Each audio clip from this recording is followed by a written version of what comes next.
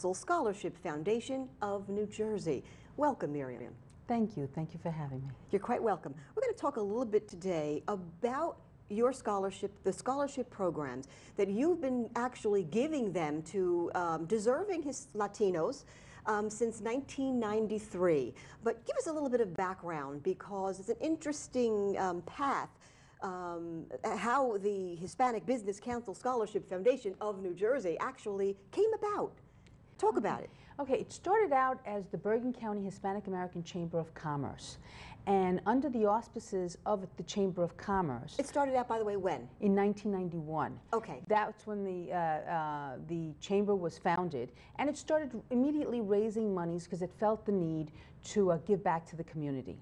It started giving out scholarships under the auspices of the chamber in 1993 for $1,000. 2 scholarships were given out at that time.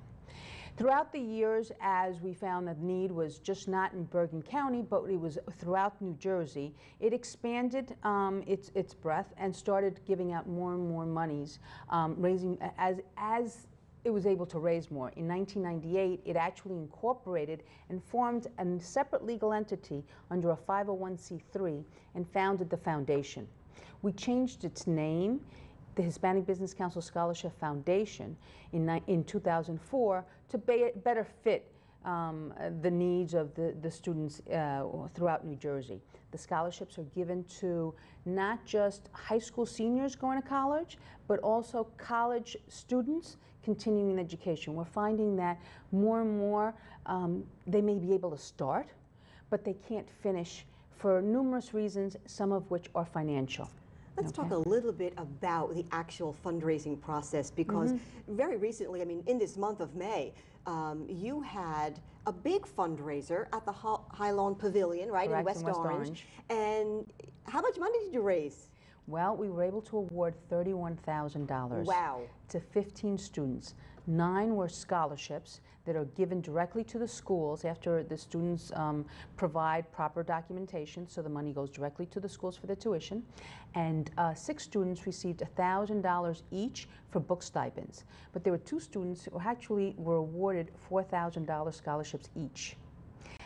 So in total, the 9 students,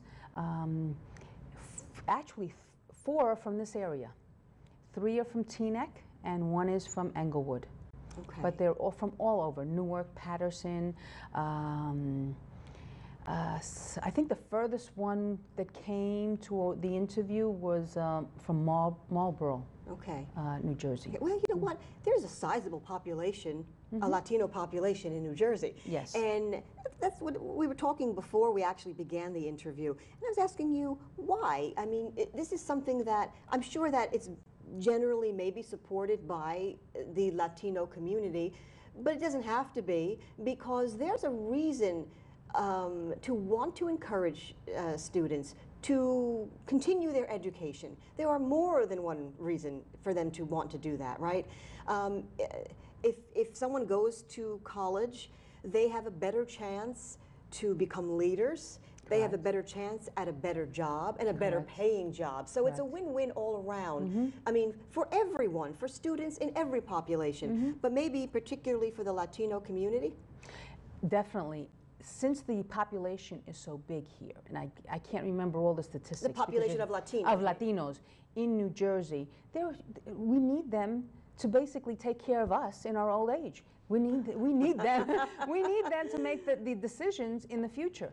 And we're finding that in New Jersey, only 15% of Latinos over the age of 25 have a bachelor's degree. So it's very important that we educate the future. So there is in that population, there is a need to encourage them to not just start the college education, to finish it, to finish it. Complete it. That's the key. You also said something interesting, that among the scholarship recipients, that a lot of them choose to stay in New Jersey. Correct. And not go study out of state. Yes. Of the 15, 13 students will be studying in New Jersey, and possibly the 14th may also stay within New Jersey.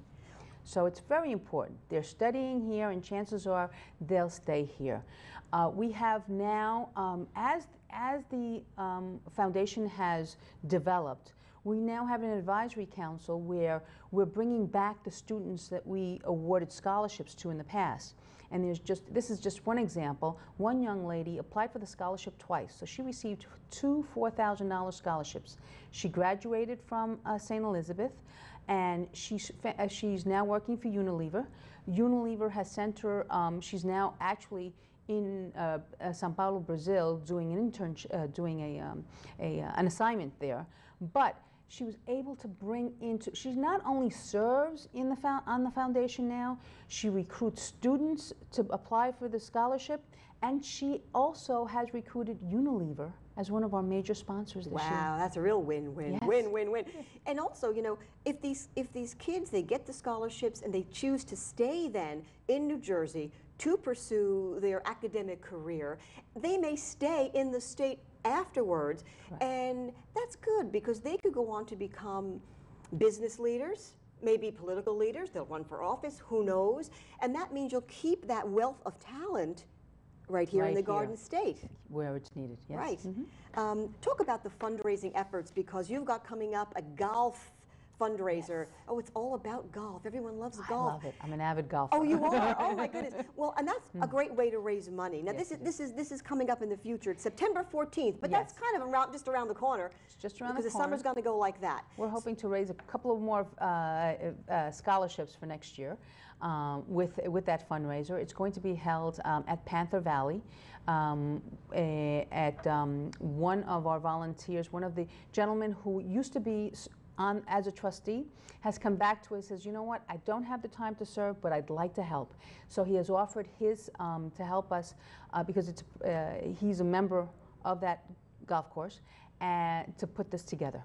Okay. Now, people don't have to necessarily go to the golf outing or have to golf. If they want to contribute, you'll take money, I'm assuming, for scholarships. Oh, definitely. We Any have a fantastic website, and all our collateral now is, it's interesting. We get people involved, and all of a sudden they start to serve on the board and actually volunteer their services. It becomes a community. It becomes a yes, community. because it's all volunteer. Right. Okay. Share that website, any information, so people, if they do want to get in touch with you. The website is www.hbcsf.org, stands for Hispanic Business Council Scholarship Foundation. Or you can send your inquiry to info@hbcsf.org. You can donate, you can participate, all the information is on there. You can actually donate via the website through a credit card. So there's many ways that you can actually get involved with the organization. Terrific. Thank you so much, Miriam Lopez. Thank you so much for the invitation. No problem. Treasurer, Hispanic Business Council Scholarship Foundation of New Jersey. Thank you so very much. Thank you. Are you a victim of the current bedbug epidemic?